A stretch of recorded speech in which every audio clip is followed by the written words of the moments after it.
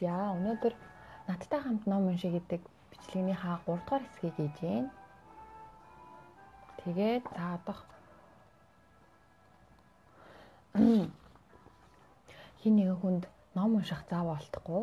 Дээрээс нь уншихыг хүсэж байгаа ном нь өөрт нь байхгүй ч магадгүй. Тийм учраас хүнд бас хин нэгэнд хэрэг болж магадгүй гэд өөрийнхөө завсар зайгаар хүнд хэрэгтэй гэсэн хэсгийг номны хэсгээс төвж аваад уншиж өгч байгаамаа.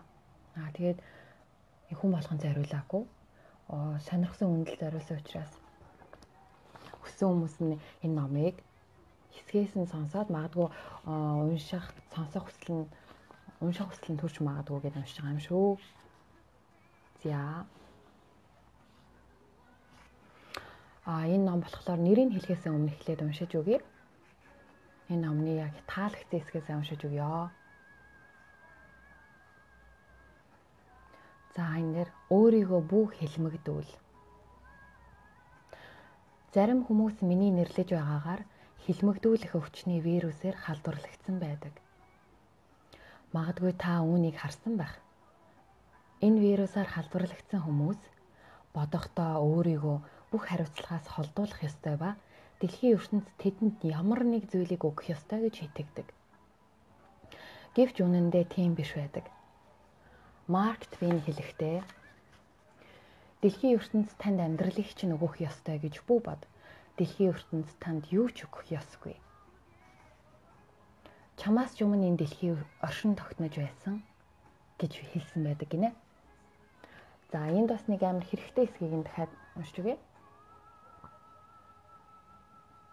Би коллежид нэг найзтайгаа хамт хөл бөмбөгийн багт байсан юм аа. Харамсалтай нь тэр энэ вирусаар халдварласан байсан.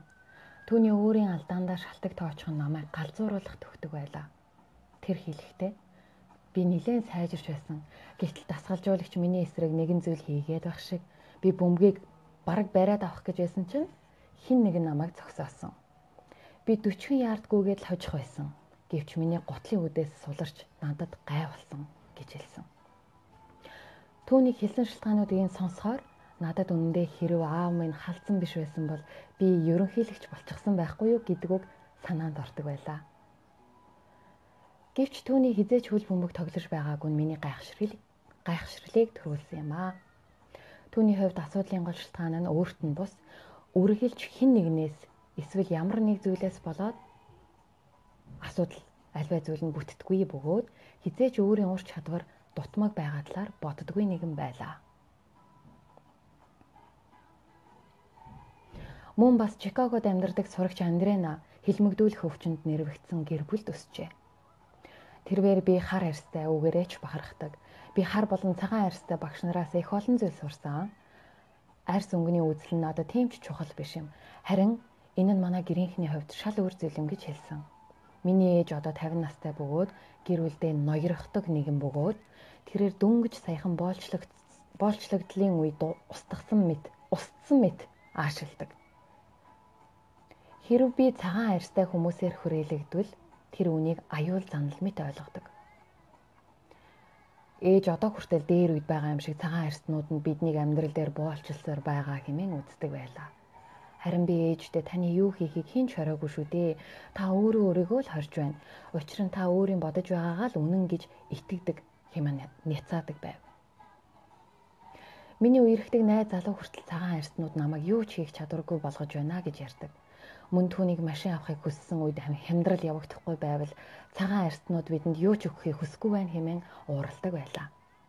Би түүний тэрхүү дорой бодолтой нь эвлэрч чадахгүй улмаас салахад хүрсэн юм. Харин түүний хувьд миний шийдвэр цагаан арьснуудын талд байгаа мэт сэтгэл төрүүлсэн. Энэ бол өөрийгөө болон өрөөлийг өчүүхэн бодол дотроо хэлмэгдүүлж буй жишээ юм аа.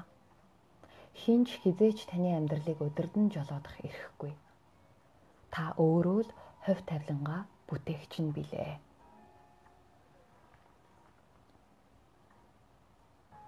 Та өөрөө амьдралынхаа хувь заяаныхаа бүтээгч нь, сонгогч нь билээ гэж энэ номон дээр хэлсэн байсан.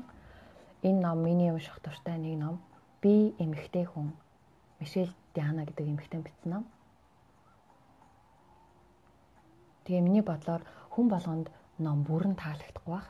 Номны нэг хэсгүүд нь таалагддаг ч юм уу. Шууд 100% номны зохиолчтой санал нийлнэ гэж бодохгүй байна.